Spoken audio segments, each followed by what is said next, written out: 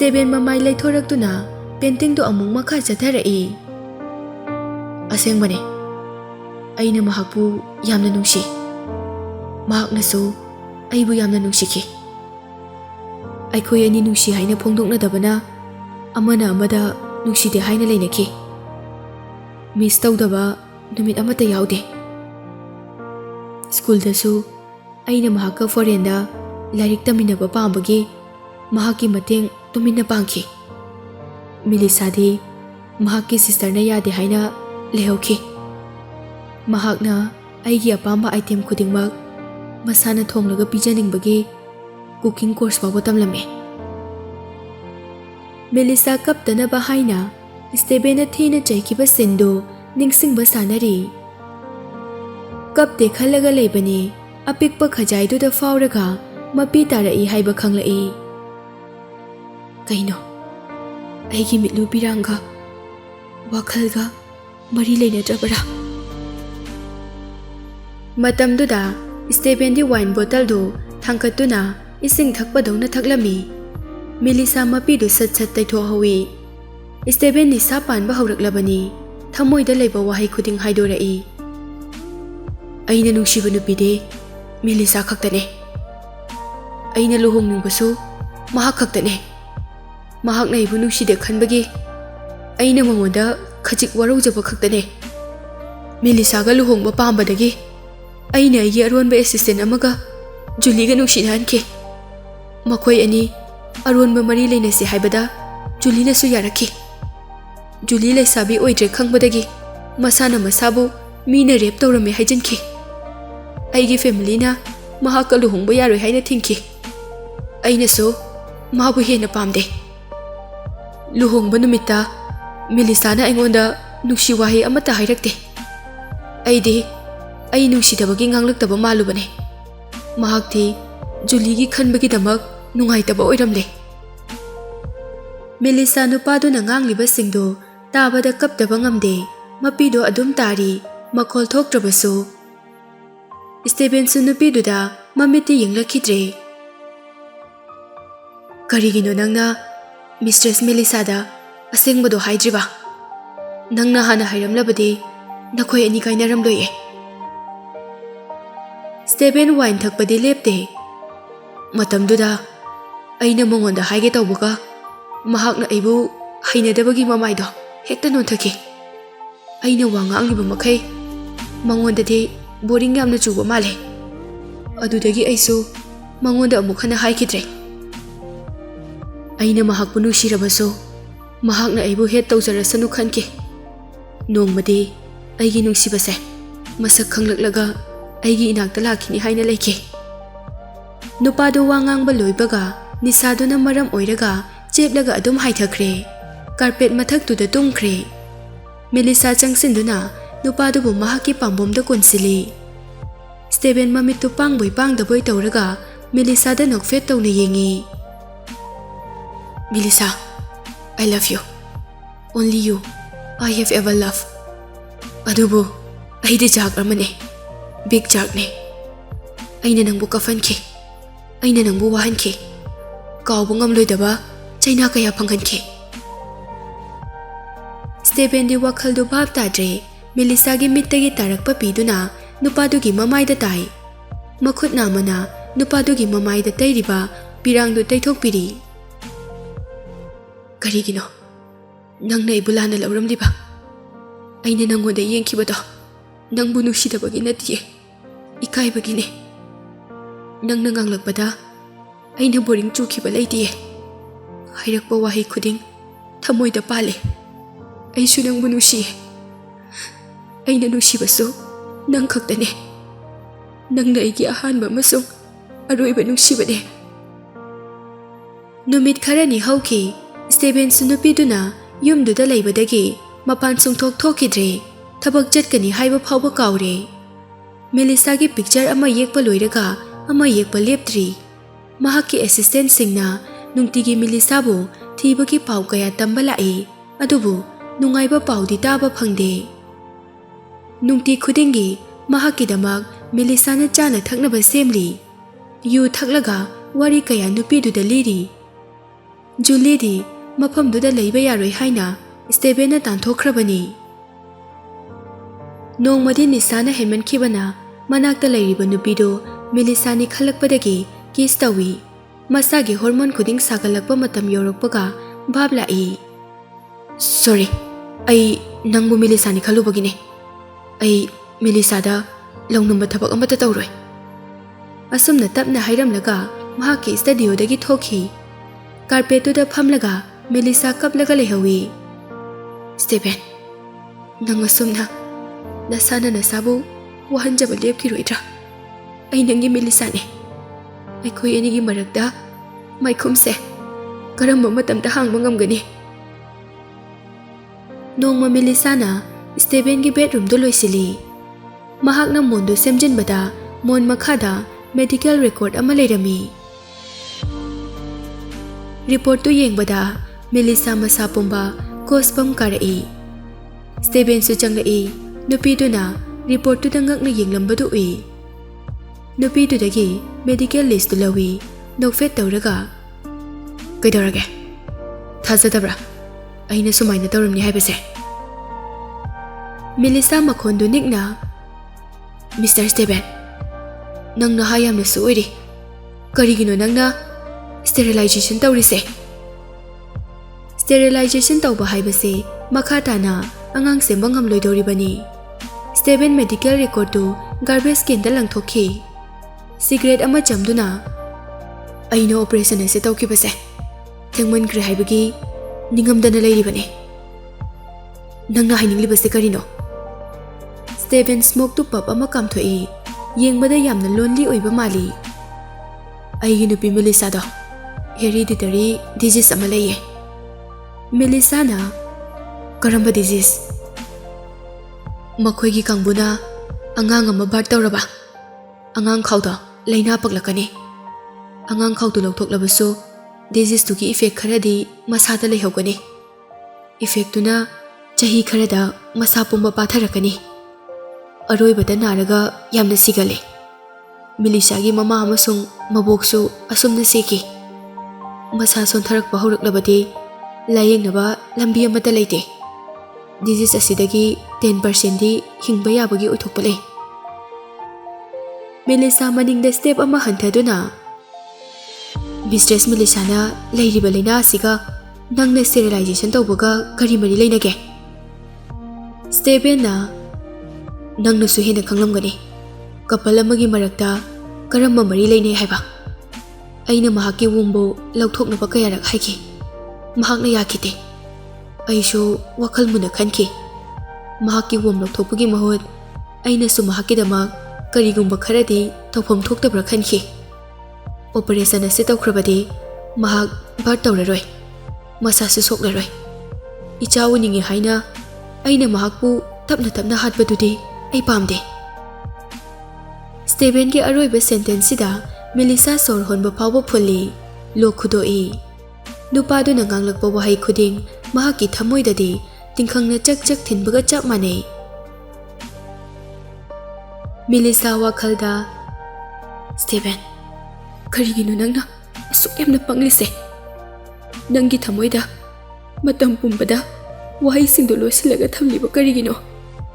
Nangna wa hanglakpada khumkhide haina aibu yeknabani khanbadi nang landabra. Aibu wahankhiba otkhibaduna nangi nungsibado masak takpa ngamgadra. Aduk yamna nungsiraga phongdoktana thamba ngamba. Chinbaldadi hu puba wahai tamang ngangba. Nang apangbane. Nang mukpangba mi ani suramoi. Melissa di kaplabani Stephen di nupi duda yenglaktre. Hojikti ai sterilize tawre. Mahaksu halakidre. Aina wana leibasi uraga mahaki maithongda apenbagi minok amatang taba ngambo oisano. Melissa nupadugi manakta changsinduna pambomda paiduna themjinbi.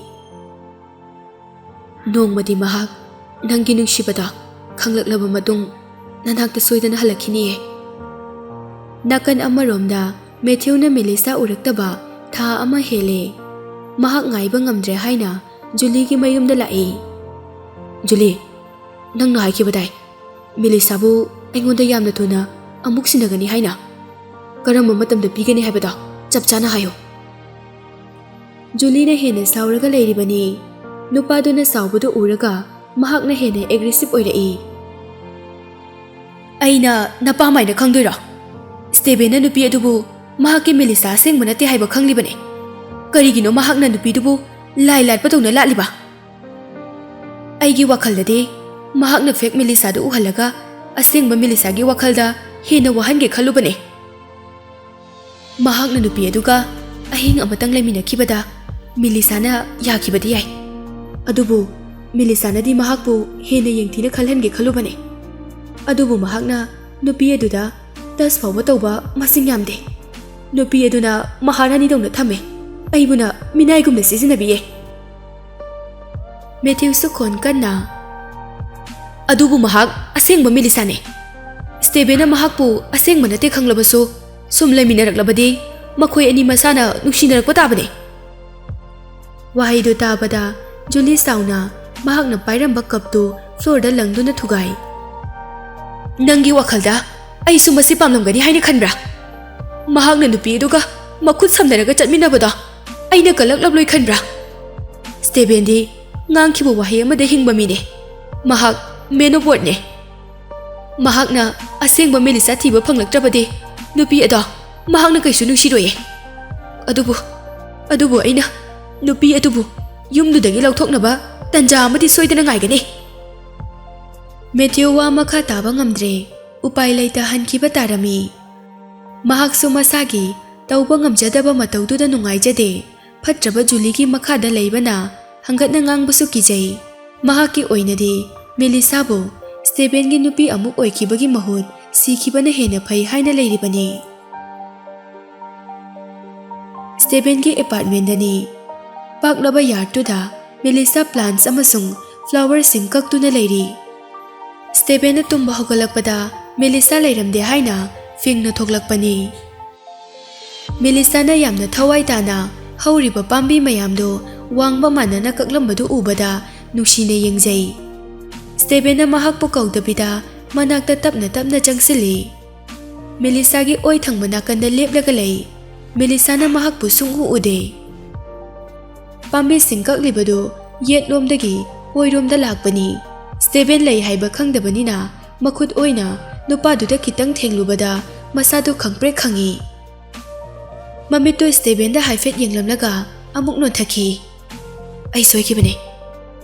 Steben na karigino nangna ai sida lei khangdribade. Kanagi wakal khalino. Namittu hanatu na sungeng yengdidubu kaigino. Melissa khangbaduda makhutta pairamba trimmer do makhada takrabani. Trimmer do amuk khungkalaktuna hawgalaklaga Steben da yengi. Ai soikibane. Uhawdabane. Wa haiba loibaga mamai do amuk non thaki. Karigino mahakna asuk yamna pakhaliba. Wakhal khanbagi mahut nupidugi mamai machado makhutna pairaga nongkhat handuna mangonda yenghali. Nahan makhaide imungdagi mapan thokhandana nupidubu thambani. Ngasidi ayuk anganbagi asengba nungshaduna mamitta yeibada mayek sengna ure. Steben mamit ani duda munne yengi khenaba khara leire haiba khangle. Nupadugi mamittu khujinna yenglambadagi phatlaw thoraktuna nangi oithang mamise udabra. Numituna ahanbani mahakna nupidugi mamittuda yamna kupna yengsilubasu.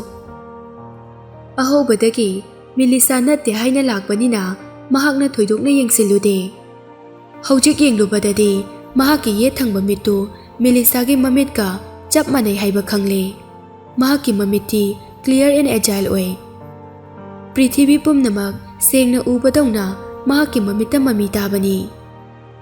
Oi thangba mituna kitang unclear oiraga focal leng leitabadongna tawi. Mahak su blind person oirambana blind person amagi mamit kamaina tawi haiba khangi. Melissa maningda hanthaduna makoktu nonthaki. Ai blind oibanate amblyopia na bagi focal leng leitaba manbane. ꯑꯩ ꯊꯕꯛ ꯑꯃ ꯇꯧꯕꯗ ꯈꯔ serious ꯑꯣꯏꯅ ꯇꯧꯒꯜꯂꯦ ꯑꯗꯨꯅ ꯅꯪꯅ ꯏꯅꯥꯛꯇ ꯂꯦꯞꯂꯝꯕꯗꯣ ꯑꯩꯅ ꯎꯍꯧꯗꯕꯅꯦ ꯁ꯭ꯇꯦꯕꯦꯟ ꯀꯔꯤꯁꯨ ꯍꯥꯏꯗꯅ ꯑꯦꯄꯥꯔꯠꯃꯦꯟ ꯃꯅꯨꯡꯗ ꯆꯪꯁꯤꯟꯈꯤ ꯒꯥꯔꯤ ꯁꯣ ꯄꯥꯏꯗꯨꯅ ꯆꯦꯟꯊꯣꯔꯛꯏ ꯅꯪ ꯑꯩꯅ ꯍꯥꯏꯔꯤꯁꯦ ꯃꯨꯟꯅ ꯇꯥꯎ ꯅꯪ ꯃꯐꯝ ꯑꯗꯨꯗꯒꯤ ꯃꯆꯤ ꯂꯦꯡꯉꯝꯕ ꯌꯥꯔꯣꯏ ꯑꯩꯅ ꯌꯨꯝ ꯑꯁꯤꯗ ꯂꯥꯛꯇ꯭ꯔꯤ ꯐꯥꯎꯕ ꯅꯪ ꯃꯐꯝ ꯑꯁꯤꯗ ꯂꯩꯔꯝꯒꯗꯕꯅꯦ ꯋꯥ ꯉꯥꯡꯕ ꯍꯦꯛ ꯂꯣꯏꯕꯒ ꯁ꯭ꯇꯦꯕꯦꯟ ꯃꯍꯥꯛꯀꯤ ꯀꯥꯔꯗꯨ ꯌꯥꯡꯅ ꯊꯧꯔꯒ ꯊꯣꯛꯈꯤ ꯃꯦꯂꯤꯁꯥꯁꯨ ꯌꯦꯡꯂꯒ ꯂꯩꯍꯧꯏ ꯄꯥꯈꯠꯅ ꯃꯍꯥꯛꯅ ꯄꯨꯝꯅꯃꯛ ꯈꯪꯂꯝꯂꯗ꯭ꯔꯥ ꯍꯣꯁꯄꯤꯇꯥꯜꯒꯤ ꯑꯣꯐꯊꯥꯜꯃꯣꯂꯣꯖꯤ ꯗꯤꯄꯥꯔꯠꯃꯦꯟꯗꯅꯤ ꯁ꯭ꯇꯦꯕꯦꯟꯅ ꯖꯨꯂꯤꯒꯤ ꯈꯨꯗꯥꯡ ꯄꯥꯏꯔꯒ ꯆꯤꯡꯂꯒ ꯂꯥꯛꯏ ꯖꯨꯂꯤ ꯆꯪꯕ ꯉꯝꯂꯣꯏ ꯍꯥꯏꯅ ꯀꯟꯅ ꯌꯥꯜꯂꯤ ꯁ꯭ꯇꯦꯕꯦꯟꯅ ꯄꯥꯡꯒꯜ ꯀꯟꯕ ꯌꯥꯝꯅ ꯍꯦꯟꯈꯤꯕꯅ ꯖꯨꯂꯤꯕꯨ ꯁꯣꯔꯣ ꯁꯣꯔꯣ ꯂꯥꯛꯇꯨꯅ ꯔꯨꯝ ꯑꯃꯗ ꯄꯨꯁꯤꯟꯈꯤ ꯃꯈꯨꯠꯇꯨ ꯊꯥꯗꯣꯛꯏ ꯖꯨꯂꯤ ꯃꯈꯨꯠꯇꯨ ꯅꯥꯕꯅ ꯄꯥꯏꯗꯨꯅ ꯌꯦꯡꯉꯤ ꯁ꯭ꯇꯦꯕꯦꯟ ꯀꯔꯤꯒꯤꯅꯣ ꯅꯪꯅ ꯑꯩꯕꯨ ꯃꯐꯝ ꯑꯁꯤꯗ ꯄꯨꯔꯛꯏꯁꯦ ꯁ꯭ꯇꯦꯕꯦꯟꯅ ꯗꯣꯛꯇꯔ ꯑꯃꯗ ꯍꯣꯏ ꯃꯍꯥꯛꯅ ꯑꯩꯉꯣꯟꯗ ꯀꯣꯔꯅꯤꯌꯥ ꯇ꯭ꯔꯥꯟꯁꯄ꯭ꯂꯥꯟꯠ ꯇꯧꯏ ꯍꯥꯏꯈꯤꯕꯅꯦ ꯃꯍꯥꯛꯀꯤ ꯃꯃꯤꯠꯁꯦ ꯍꯧꯖꯤꯛꯇꯤ ꯀꯔꯤꯁꯨ ꯇꯧꯗ꯭ꯔꯦ ꯆꯦꯛ ꯌꯥꯝ ꯊꯨꯅ ꯇꯧ ꯍꯧꯖꯤꯛꯃꯛ ꯍꯣꯏ ꯁꯔ ꯖꯨꯂꯤ ꯆꯦꯛ ꯇꯧꯗꯅꯕ ꯍꯥꯏꯅ ꯃꯁꯥꯗꯨ ꯅꯥꯟꯊꯣꯛꯅꯕ ꯀꯟꯅ ꯍꯣꯠꯅꯕꯅꯤ ꯑꯗꯨꯕꯨ ꯃꯦꯜ ꯕꯣꯗꯤꯒꯥꯔꯗꯁꯤꯡꯅ ꯃꯍꯥꯛꯀꯤ ꯃꯈꯨꯠ ꯃꯈꯣꯡ ꯃꯁꯥ ꯄꯨꯝꯕ ꯐꯥꯖꯤꯜꯂꯝꯃꯤ ꯃꯍꯥꯛ ꯃꯈꯥ ꯇꯥꯅ ꯂꯦꯡꯕ ꯉꯝꯈꯤꯗ꯭ꯔꯦ ꯖꯨꯂꯤ ꯃꯀꯣꯛꯇꯨ ꯅꯣꯝꯗꯨꯅ ꯊꯥꯗꯣꯛꯑꯣ ꯊꯥꯗꯣꯛꯑꯣ ꯑꯩꯕꯨ ꯊꯥꯗꯣꯛꯑꯣ ꯀꯔꯤꯒꯤꯅꯣ ꯅꯈꯣꯏꯅ ꯑꯩꯉꯣꯟꯗ ꯁꯨꯃꯥꯏꯅ ꯇꯧꯔꯤꯁꯦ ꯁ꯭ꯇꯦꯕꯦꯟ ꯃꯁꯥꯃꯛꯅ ꯖꯨꯂꯤꯒꯤ ꯃꯀꯣꯛꯇꯨ ꯄꯥꯏꯗꯨꯅ ꯅꯪ ꯃꯈꯥ ꯇꯥꯅ ꯍꯦꯛ ꯂꯦꯡꯉꯛꯑꯕ ꯅꯀꯣꯛꯁꯦ ꯃꯦꯁꯤꯟꯗꯨꯅ ꯊꯨꯒꯥꯏꯒꯗꯕꯅꯦ ꯗꯣꯛꯇꯔ ꯑꯃꯅ ꯃꯍꯥꯛꯀꯤ ꯑꯣꯏ ꯊꯪꯕ ꯃꯃꯤꯠꯇꯨ ꯄꯥꯡꯊꯣꯛꯍꯟꯗꯨꯅ ꯌꯦꯡꯉꯤ ꯃꯦꯗꯤꯀꯦꯜ ꯑꯦꯛꯖꯥꯃꯤꯅꯦꯁꯟ ꯂꯣꯏꯔꯒ ꯗꯣꯛꯇꯔꯅ ꯁ꯭ꯇꯦꯕꯦꯟꯗ ꯔꯤꯄꯣꯔꯠ ꯄꯤꯔꯝꯃꯤ ꯁꯔ ꯅꯨꯄꯤꯁꯤꯒꯤ ꯃꯃꯤꯠꯁꯤ ꯍꯦꯜꯗꯤ ꯌꯥꯝꯅ ꯑꯣꯏꯔꯤꯌꯦ ꯃꯃꯤꯠ ꯑꯅꯤꯃꯛ ꯄ꯭ꯔꯣꯕ꯭ꯂꯦꯝ ꯀꯔꯤꯁꯨ ꯂꯩꯇꯦ ꯃꯍꯥꯛꯀꯤ ꯀꯣꯔꯅꯤꯌꯥꯁꯨ ꯂꯧꯊꯣꯛꯈꯤꯕ ꯂꯩꯇꯦ ꯚꯤꯖꯟꯁꯨ ꯅꯣꯔꯃꯦꯜ ꯑꯣꯏꯅ ꯑꯣꯏꯔꯤ ꯁ꯭ꯇꯦꯕꯦꯟ ꯁꯥꯎꯕꯅ ꯃꯃꯥꯡꯗ ꯂꯩꯔꯤꯕ ꯇꯦꯕꯜꯗꯨꯗ ꯊꯤꯜꯂꯤ ꯇꯦꯕꯜ ꯃꯊꯛꯇ ꯂꯩꯕ ꯄꯣꯠ ꯆꯩ ꯆꯦ ꯆꯥꯡ ꯈꯨꯗꯤꯡ ꯂꯣꯏꯅ ꯄꯥꯏꯈꯠꯂꯤ ꯖꯨꯂꯤꯗ ꯃꯃꯤꯠ ꯈꯥꯅ ꯌꯦꯡꯊꯣꯔꯛꯏ ꯖꯨꯂꯤꯁꯨ ꯍꯤꯞꯂꯝꯕꯗꯒꯤ ꯇꯞꯅ ꯍꯧꯒꯠꯇꯨꯅ ꯐꯝꯃꯤ ꯖꯨꯂꯤ ꯑꯁꯦꯡꯕꯗꯨ ꯂꯣꯏꯅ ꯍꯥꯏꯗꯣꯔꯛꯏ ꯁ꯭ꯇꯦꯕꯦꯟ ꯑꯩꯒꯤ ꯀꯣꯔꯅꯤꯌꯥ ꯅꯪꯉꯣꯟꯗ ꯇ꯭ꯔꯥꯟꯁꯄ꯭ꯂꯥꯟꯠ ꯇꯧꯈꯤꯕ ꯂꯩꯇꯦ ꯑꯩꯒꯤ ꯀꯣꯔꯅꯤꯌꯥ ꯑꯅꯤꯃꯛ ꯌꯥꯎꯔꯤꯌꯦ ꯁ꯭ꯇꯦꯕꯦꯟꯅ ꯑꯗꯨꯗꯤ ꯀꯅꯥꯒꯤ ꯀꯣꯔꯅꯤꯌꯥ ꯖꯨꯂꯤ ꯃꯥꯏꯊꯣꯡꯗ ꯑꯀꯤꯕꯒꯤ ꯃꯃꯤ ꯑꯃꯠꯇ ꯇꯥꯕ ꯎꯗꯦ ꯅꯨꯄꯥꯗꯨꯗ ꯌꯦꯡꯂꯒ ꯅꯥꯄꯟ ꯀꯥꯅ ꯅꯣꯛꯏ ꯀꯅꯥꯒꯤ ꯑꯣꯏꯅꯤꯒꯦ ꯅꯪꯅ ꯊꯃꯣꯏ ꯁꯦꯡꯅ ꯅꯨꯡꯁꯤꯖꯕ ꯅꯨꯄꯤꯗꯣ ꯈꯪꯗ꯭ꯔꯕꯣ ꯃꯤꯂꯤꯁꯥꯒꯤ ꯃꯃꯤꯠꯇꯒꯤ ꯂꯧꯊꯣꯛꯄ ꯀꯣꯔꯅꯤꯌꯥꯅꯦ ꯅꯪꯉꯣꯟꯗ ꯍꯥꯞꯄꯤꯗꯣ ꯁ꯭ꯇꯦꯕꯦꯟ ꯃꯃꯤꯠꯇꯨ ꯑꯔꯩꯕꯤꯗ ꯁꯪꯇꯣꯛꯂꯒ ꯅꯨꯄꯤꯗꯨꯒꯤ ꯃꯅꯥꯛꯇ ꯆꯪꯁꯤꯜꯂꯛꯏ ꯃꯈꯨꯠ ꯌꯦꯠꯇꯨꯒꯤ ꯄꯥꯡꯒꯜꯗꯨ ꯍꯦꯟꯅ ꯀꯜꯂꯛꯄꯒꯨꯝ ꯇꯧꯏ ꯃꯤꯂꯤꯁꯥ ꯀꯥꯏꯗ ꯂꯩ ꯍꯥꯏꯌꯣ ꯖꯨꯂꯤꯁꯥ ꯃꯍꯥꯛ ꯁꯤꯕꯃꯛ ꯅꯠꯇ꯭ꯔꯕꯁꯨ ꯈꯔꯗꯤ ꯄꯣꯞꯄꯅꯤ ꯍꯥꯏꯕ ꯈꯪꯏ ꯑꯗꯨꯕꯨ ꯆꯦꯟꯒꯦ ꯃꯨꯛꯀꯦ ꯍꯥꯏꯕꯗꯤ ꯈꯜꯂꯨꯗꯦ ꯃꯍꯥꯛ ꯋꯥꯗꯤ ꯉꯥꯡꯅꯤꯡꯕꯅꯤ ꯀꯔꯤ ꯀꯔꯝꯅ ꯍꯧꯒꯅꯤ ꯈꯪꯗꯦ ꯁ꯭ꯇꯦꯕꯦꯟꯅ ꯅꯪ ꯍꯥꯏꯔꯔꯣꯏ ꯑꯁꯤ ꯍꯥꯏꯔꯒ ꯃꯈꯨꯠ ꯑꯃꯅ ꯖꯨꯂꯤꯒꯤ ꯇꯨꯡꯒꯤ ꯃꯁꯝꯗꯨ ꯄꯥꯏꯁꯤꯜꯂꯤ ꯃꯈꯨꯠ ꯑꯃꯅ ꯃꯍꯥꯛꯀꯤ ꯈꯧꯔꯤꯗ ꯃꯦꯠꯂꯤ ꯑꯩꯒꯤ ꯃꯤꯂꯤꯁꯥ ꯀꯥꯏꯗ ꯂꯩ ꯖꯨꯂꯤ ꯈꯧꯔꯤꯗ ꯀꯟꯅ ꯄꯥꯏꯁꯤꯜꯂꯛꯄꯅ ꯋꯥ ꯉꯥꯡꯕ ꯊꯣꯛꯇ꯭ꯔꯦ ꯃꯍꯥꯛꯅ ꯄꯥꯎꯈꯨꯝ ꯄꯤꯔꯛꯇꯕꯗꯨꯗ ꯁ꯭ꯇꯦꯕꯦꯟꯗꯗꯤ ꯁꯤꯡꯅꯕ ꯑꯣꯏꯅ ꯊꯣꯛꯈ꯭ꯔꯦ ꯈꯪꯍꯧꯗꯦ ꯈꯧꯔꯤꯗ ꯃꯦꯠꯂꯝꯕꯗꯨ ꯊꯥꯗꯣꯛꯂꯒ ꯃꯍꯥꯛꯀꯤ ꯃꯃꯥꯏꯗ ꯈꯨꯄꯥꯛꯅ ꯊꯥꯈꯤꯕ